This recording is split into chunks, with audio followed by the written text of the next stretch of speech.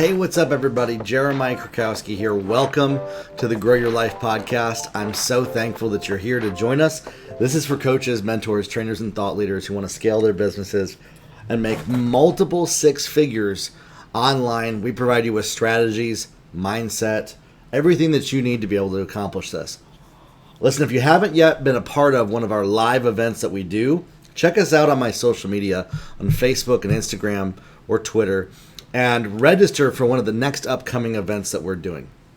My mission is to help create over 1,000 millionaire coaches, and that starts by helping you make $100,000, $200,000, $500,000, $750,000, $1 million in your coaching business step by step. And no matter where you're at, no matter where you're coming from, we have resources and trainings to help you do so. And they don't cost anything either, which is awesome. We have so much available to you that there's no reason that if you're connected with us, that you should ever struggle to scale your business to make seven figures at all. And that's my mission, is to help you make more money than you ever thought was possible. Now today, I'm going to be talking about something that, hey, it's going to challenge you. It's a little bit controversial, but I firmly believe in this, is that I think one of the greatest reasons why most coaches, mentors, and trainers struggle to make the kind of money they want to make is their desire to do everything right. Is this desire to have excellence. And their desire to do everything right and have excellence is actually the very thing that keeps them from making the kind of money they want to make. Often they're so concerned with people being disappointed, people not liking what they put out there, people being upset that they're emailing them too often, people, being upset that something was said a certain way that maybe alienated a certain segment of the market. All of these things, I find, ultimately stem from being concerned with how other people perceive us, how they will judge us, and the opinions that other people have about us. And we end up believing that in order to make the kind of money that we want to make in our business, we have to please everybody. We have to make everybody happy by doing all the right thing. And often this comes from, whether it be your family of origin, parents, how you grew up, or the environment that you're in. And it's usually those two things. Or maybe an environment that you've recently left, like a certain corporate job or something like that. We end up getting trained that if I can do all the right things, then I will be successful. And this thinking is flawed. And by me even saying that, it's going to be challenging a paradigm that you might have about business. The truth is this, is that because business is so nuanced that if it was possible to prescriptionize doing all the right things, we would have way more millionaires because people would just be following the steps. And there's a fantasy belief that successful people, you might even think this about me, hold back the keys to the kingdom of what it takes to be successful. I'll tell you this straight off the bat. There's a lot of great coaches, a lot of great mentors, a lot of great people out there that teach amazing things. There's a lot of crappy ones too, of course, but the ones that teach really good stuff, they're not holding back. It's that most people are hearing the message through the lens of their beliefs and their experience, and they're filtering it. It comes in their ears or their eyes, right? Because those are how we receive information. We read it, or we listen to it. Okay, you're listening to this podcast right now. Maybe you're watching the video of it. And so we receive information through our ears or our eyes, and we filter it through our 30, 40, 50 years of experience. And oftentimes what goes in doesn't come out exactly the same way. And so what I often find happen is, and this is from me working with thousands of coaches, trainers, and mentors, is they tell me, Jeremiah, I'm doing all the right things and nothing is happening successfully. And then when I started asking them what they're doing, it's legitimately all the wrong things. But according to how they perceived it, it was all the right things. And sadly, most of the time it's not as simple as me just telling them all the right things to do, because they will end up filtering it the exact same way they have from everybody else. And so I can literally give them all the right things, and they will end up maybe adjusting a few things, but there's always like a limiter and a line that people aren't willing to cross. And this line that people have that they're not willing to cross with their actions is what prevents them from being successful financially. Now, don't take this to the extreme. I'm not encouraging you to, do anything immoral or illegal when I say crossing a line. What I'm saying is often it's like what we're comfortable doing or what we have a habit of doing. And that, my friends, is where the rub is oftentimes what we have a habit or what we're comfortable doing is outside of the realm of what it actually takes to be successful. But in our mind, we're doing all the right things because it's based on the experience of the years of our life that we've spent. And so we translate XYZ into all the right things. Okay? It's like a math equation, but the brain is the filter. Okay?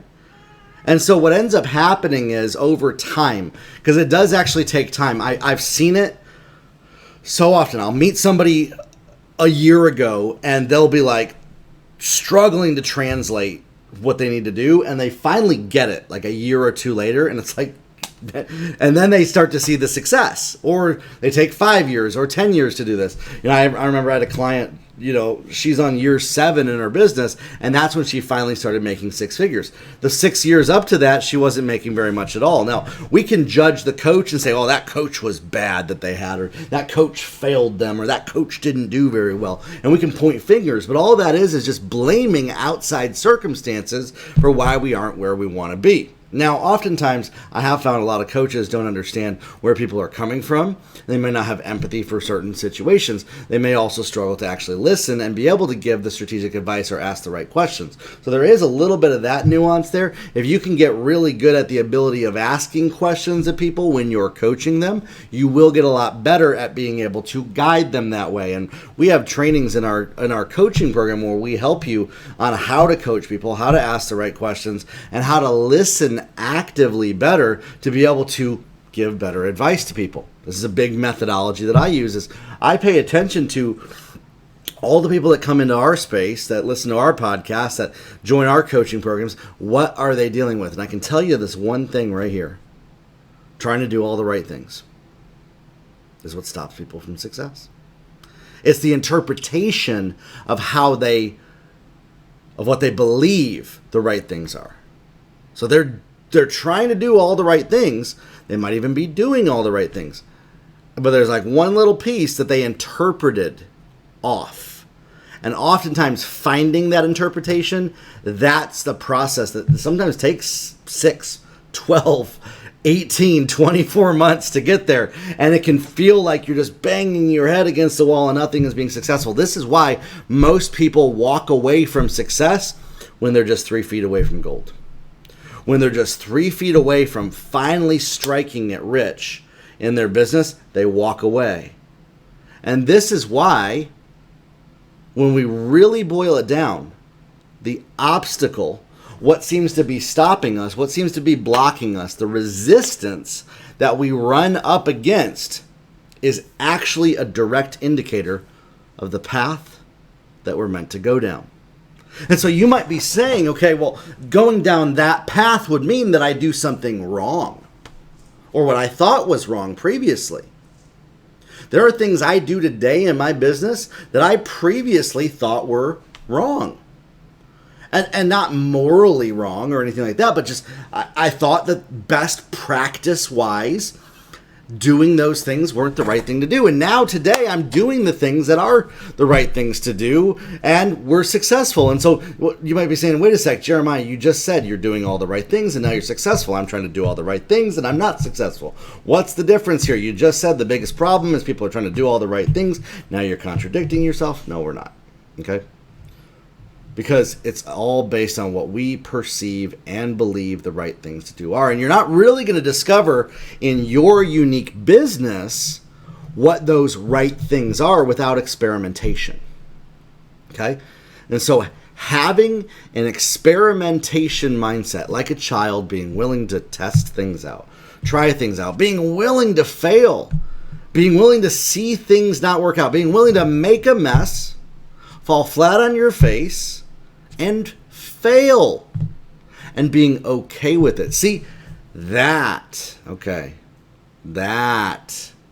is the line most people are unwilling to cross. They're too afraid of consequences. They're too afraid of what might happen if the negative consequences of me doing the quote-unquote wrong thing. And they're not willing to test out an experiment just to see what happens. And sadly, oftentimes because of this, they end up repeating the pattern of actually doing all the wrong things repeatedly while simultaneously believing that they are all the right things. And they feel agitated and disappointed and frustrated because I'm doing all the right things and nothing seems to be working.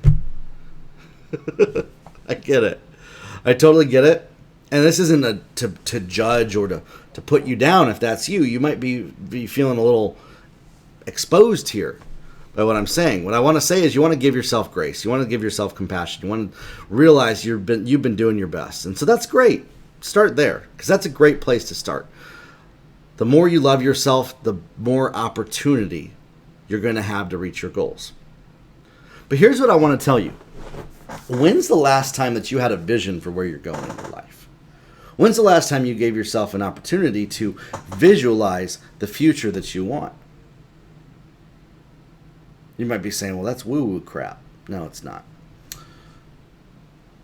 Because when we head in the direction of our vision, instead of trying to do all the right things, see, in the direction that you go towards your vision, there may be some actions that you have judged as, I don't want to do that, but it'll get me to my vision, that you might literally have to do.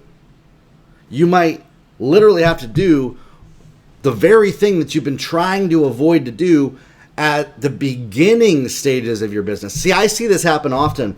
Here's a great example. A lot of people want the dream of evergreen when it comes to their offers and their coaching and getting clients. The dream of evergreen, right?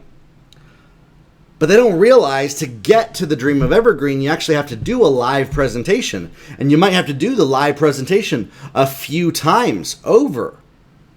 And it might take more effort and energy than you wanted to put into it.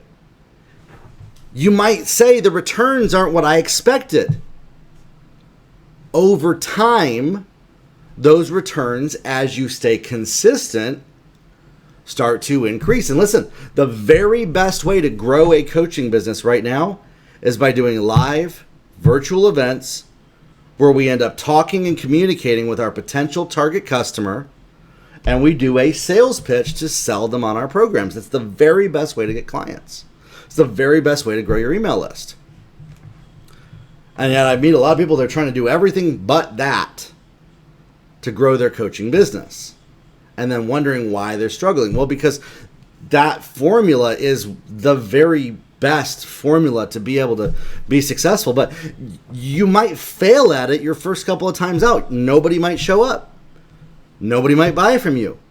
And so that's where we got to optimize. We got to tweak. We got to adjust. We got to look at, okay, how do we make this better? How do we improve our sales pitch? How do we improve our customer acquisition process? We've done this in our business in the last month. We've lowered our ad spend by 50% while increasing the output of how many leads we're getting by 50%. We've almost pretty much doubled our results while cutting our budget in half. It's incredible. And we've actually done that between 15 and 25% increase every single month for the last year. Optimizing our campaign, being able to squeeze more profits out of the same activity. And so by doing that, that allows us to be able to automate things, to be able to move things into evergreen, to be able to run a recording that we already know is a proven sales pitch, and to be able to bring in clients. But it didn't start that way, okay? I see so many people, they're waiting until things in their life go how they want them to, and they become so attached to the version of their future that they wanted, that they miss out on being able to take advantage of the opportunities that present itself. ChatGPT is a great example of this. It only has enough information up to 2021. 2021 is the knowledge cutoff of ChatGPT. There are people right now that refuse to use ChatGPT because it's outdated to 2021. When there are plenty of opportunities, we use it every single day. I used it to come up with what I wanted to talk about today in this podcast episode. I used it 30 other times a day to help come up with emails and marketing and Facebook ads and a script for my Facebook ads. And we show you how to do that in our coaching program. Like half the stuff that you used to have to manually do when it comes to copywriting, ChatGPT just does it when you give it the right prompts. Super easy, super simple. Saves you lots of time. Saves you a lot of energy that we used to have to do manually. But people will refuse to use it because, it's not right. I've even heard people, it's the devil. Satan is inside of the AI, and it's the devil giving you good information. So they refuse to use it because they think it's actually the spirit of Satan giving them the stuff inside of ChatGPT, whatever. I think it's kind of silly. But they will refuse to do what is going to make them be successful in their business because there are beliefs about lines that they're not willing to cross. If somebody has a line that they're not willing to cross in their business, I refuse to use artificial intelligence to write copy because I think it's Satan. In this marketplace, they're going to be left behind by business owners that are willing to do that. And so that becomes a line that person is unwilling to cross that's preventing them from being successful. And again, it may be a moral issue to them at that point. In this marketplace, you're going to get eaten alive if you're not using AI to market your business, to market your coaching, your mentoring, your training, and even using it to augment your training. I now use ChatGPT because we've gotten really good at tuning it to actually augment my coaching. It actually helps me get better at my coaching. It helps me make better arguments. It helps me influence better. I have it help me help you guys understand what I'm talking about. Often. Very often. It's made my sales pitches better. It's made everything better, in fact. But there are people who won't use it. And they will continue to struggle to get customers and clients and wonder, why am I struggling when literally the opportunity is right in front of them to succeed, but they say no to it because they're doing all the right things. And so understand that the desire to do all the right things exactly in the controlled version that we've come up with in our mind. Listen, you want to head towards a vision, but you want to hold loosely to how you reach that vision. If you hold so tightly to how you reach a specific vision, it will often escape you.